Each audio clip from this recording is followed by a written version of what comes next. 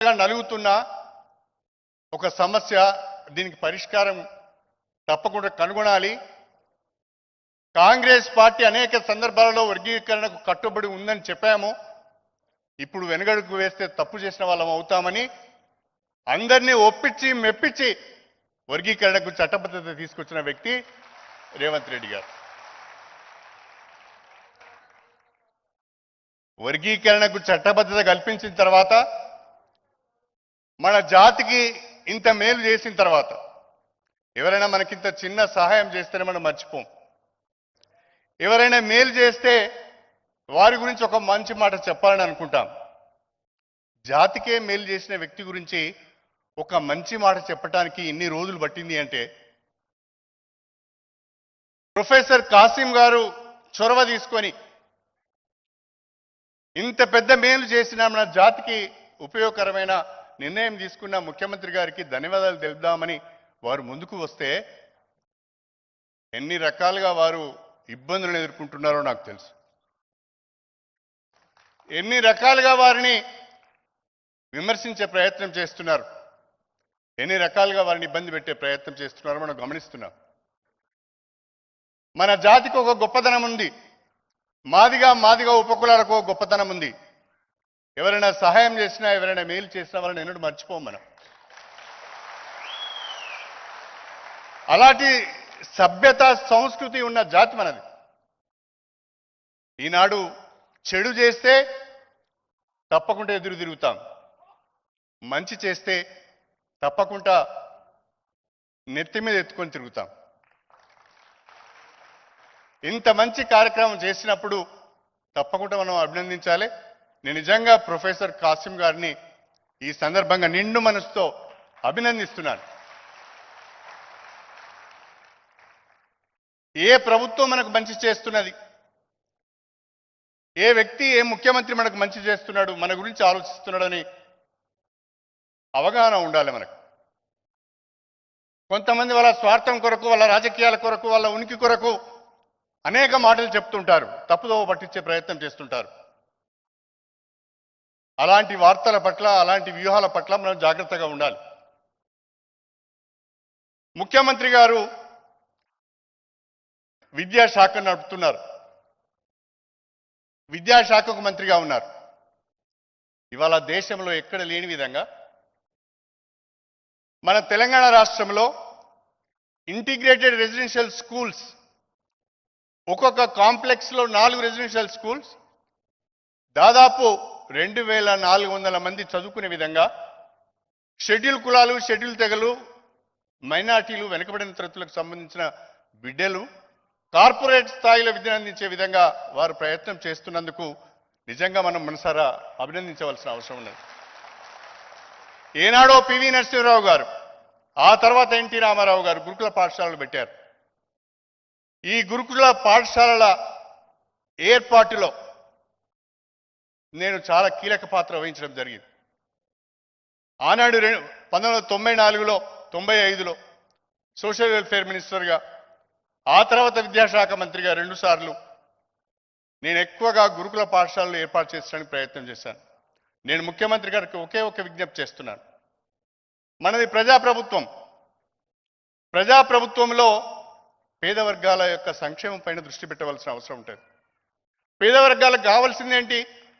పేద వర్గాలకు కావాల్సింది విద్య, వైద్యము, ఉపాధి, సంక్షేమం. ఈ 4 అంశాలపైన ప్రభుత్వం దృష్టి పెడితే తప్పకుండా మేమందరం కూడా డాక్టర్ బిఆర్ అంబేద్కర్ అందించిన రిజర్వేషన్, మీరు అందించిన వర్గీకరణను ఆసరా చేసుకొని ముందుకు వెళ్ళటానికి అవకాశం ఉంటుంది అని చెప్పి నేను ఈ సందర్భంగా తెలియజేస్తున్నా.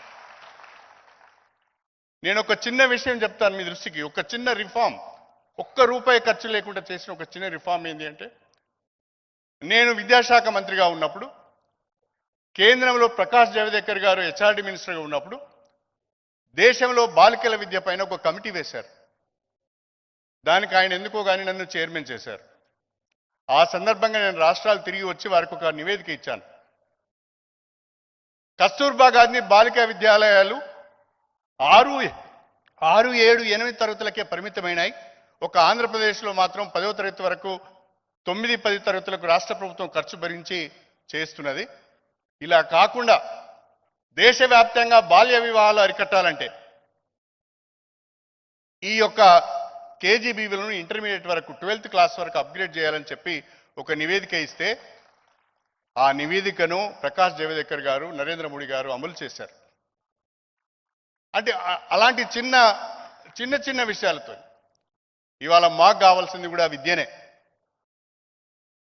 నాణ్యతతో కూడిన విద్యను అందిస్తే దళిత బిడ్డలు ఎవరికి కూడా తీసిపోరు అని చెప్పి నేను ఈ సందర్భంగా తెలియజేస్తున్నాను.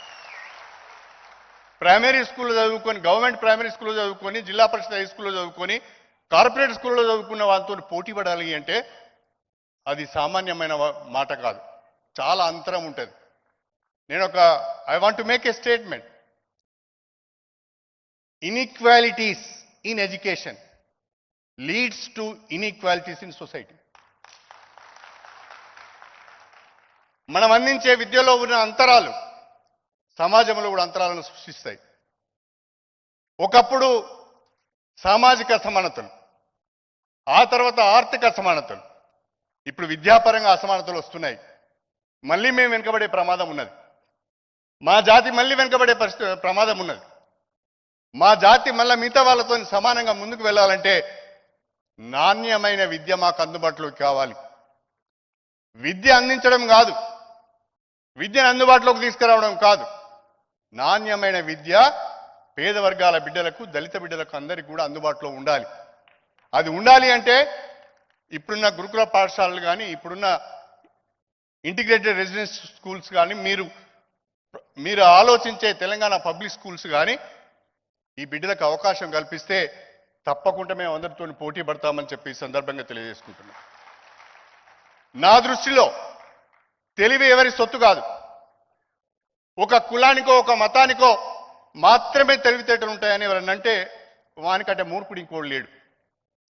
సమాన అవకాశాలు కల్పించినప్పుడు, సమాన స్థాయిలో విద్యను అందించినప్పుడు ప్రతి ఒక్కడు కూడా మట్టిలో మాణిక్యంలాగా రాణిస్తాడనేది నా బలమైన అభిప్రాయం అని చెప్పి ఈ సందర్భంగా తెలియజేస్తున్నా.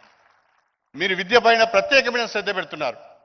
దయచేసి ఇంకా అనేక రిఫార్మ్స్ రావాల్సిన అవసరం ఉన్నది. విద్య అంటే ఓన్లీ ఇన్ఫ్రాస్ట్రక్చర్, టీచర్స్ మాత్రమే కాదు.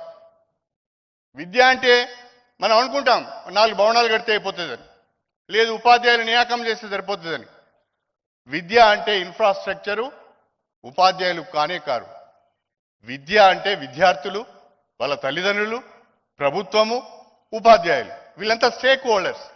వీళ్ళందరి యొక్క అభిప్రాయాల మేరకు మనం విద్యారంగాన్ని ప్రక్షాళన చేయవలసిన అవసరం ఉంది అని చెప్పి నేను ఈ సందర్భంగా తెలియజేసుకుంటూ, నాకు పరిపూర్ణమైన నమ్మకం ఉన్నది. దళిత సంక్షేమం, విద్యారంగము, మీకున్న సంకల్పము తప్పకుండా రాబోయే రోజుల్లో తెలంగాణ విద్యాపరంగా కానీ, దళిత సంక్షేమ పరంగా కానీ భారతదేశంలో అగ్రస్థానాన్ని నిలబడుతుందనే విషయాన్ని ఈ సందర్భంగా గుర్తు చేస్తూ, కాసిం గారు చెప్పిన 2 విషయాలు కూడా, ఒకటి అసైన్డ్ భూములపైన కొంచెం ప్రత్యేకంగా మీరు రివ్యూ చేయవలసిన అవసరం ఉన్నది. అసైన్డ్ భూములకు ఇంతవరకు పట్టాలు ఇవ్వడం లేదు, వాళ్ళు అమ్ముకోవడానికి కూడా అవకాశాలు రావడం లేదు. రెండవది లీడ్ క్యాప్ విషయంలో భూములన్నీ కూడా అన్యాక్రాంతమవుతున్నాయి. ఆ లీడ్ క్యాప్ భూములను కూడా మనము ప్రొటెక్ట్ చేసుకుంటూ లీడ్ క్యాప్ యాక్టివిటీస్ను కొనసాగించవలసిన అవసరం ఉందనే విషయాన్ని ఈ సందర్భంగా గుర్తు చేస్తూ, మరొక్కసారి మనందరం గట్టిగా చప్పట్లతో మన ప్రియతమ ముఖ్యమంత్రి గారికి ధన్యవాదాలు తెలుపుకుంటూ సెలవు తీసుకుంటున్నాం. ధన్యవాదాలు సార్. గౌరవ మంత్రివర్యులు అడ్లు లక్ష్మణ్ కుమార్ గారు వారి సందేశం ఇస్తారు. వారు సామాన్య ప్రజలకు దగ్గర ఉండటం వారి తీరు, సంక్షేమమే వారు నిరంతరం కోరుకుంటారు. Honourable minister.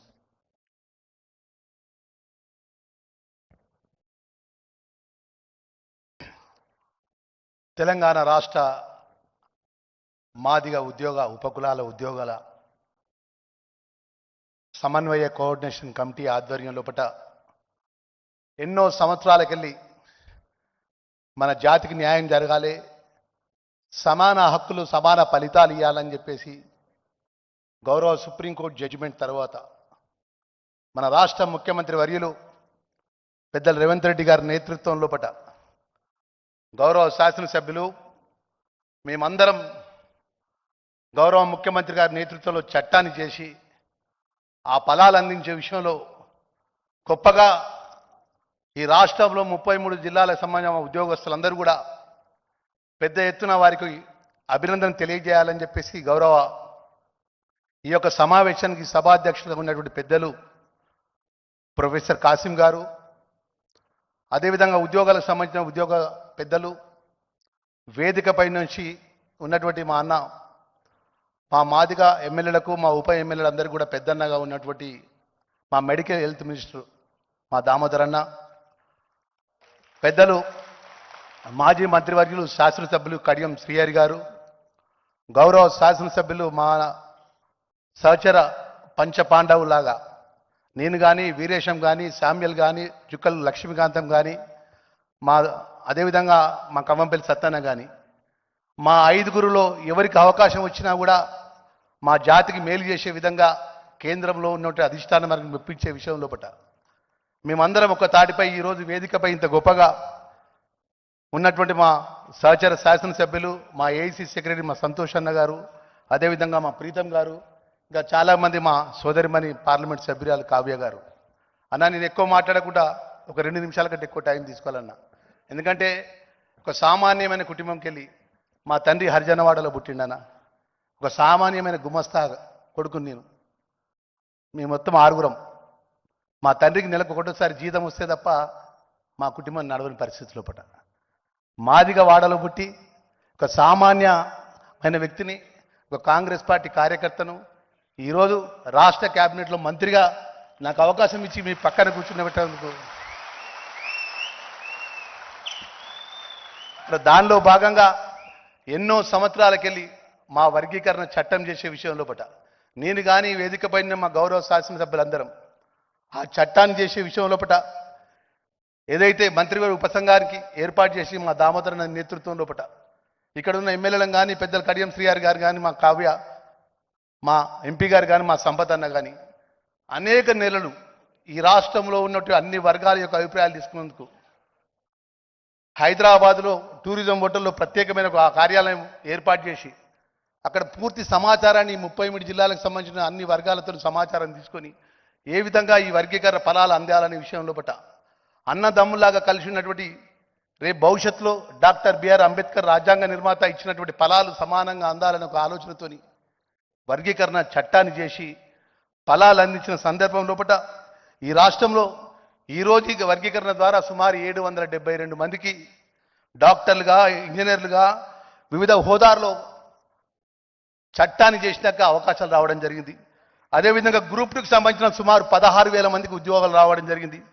గ్రూప్ 3కి సంబంధించిన సుమారు 10,000 మందికి ఈరోజు మీరు చట్టాన్ని అమలుపరిచి గౌరవ ముఖ్యమంత్రి గారి నేతృత్వం లోపల దేశంలో, భారతదేశంలో ఉన్నటువంటి ఏ రాష్ట్రంలో అమలు కానటువంటి సమస్య మన చట్టాన్ని అమలు చేసి మన ఫలాలు అందించినట్టు ఆ వర్గానికి చెందిన వాడిగా అక్కడి నుంచి ఎన్నో అవమానాలు, ఎన్నో ఇబ్బందులు, ఎన్నో కష్టాలు అనుభవించి ఈ స్థాయికి వచ్చిన వ్యక్తిగా అన్నా అని ఒక విషయం చెప్పదలుచుకున్నా.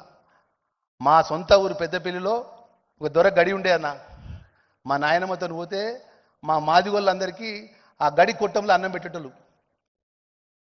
మా నాయనమ్మతో నేను చదువుకున్నట్టు పోయి హాలిడేస్లో పోయి నాయనమ్మతో అయితే దొర ఆడ తింటాను, ఆడపోయి తింటా అంటే బిడ్డ ఆడ తినదు, బిడ్డ ఆడ దొరలు అన్నం తింటాను, ఈడ తినాల బిడ్డ అన్నది. ఆ కష్టాన్ని చూసిన వ్యక్తినన్న.